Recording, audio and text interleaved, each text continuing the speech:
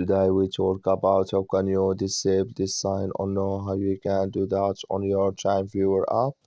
So you just follow these ways, then it's going to work with you to disable this sign. So all you have to do inverse, you just go here, you go above this sign, click on it here. So then it's going to show for you a list like this in your profile. Then all you have to do, you just go down here. So you keep going down here, you come here to temporary here save connection passwords. So then you click in this sign or this color, like you see here color, it's gone. That's mean temporary save connection password, it's disabled with us now here. So that's all you have to do to disable it on your app.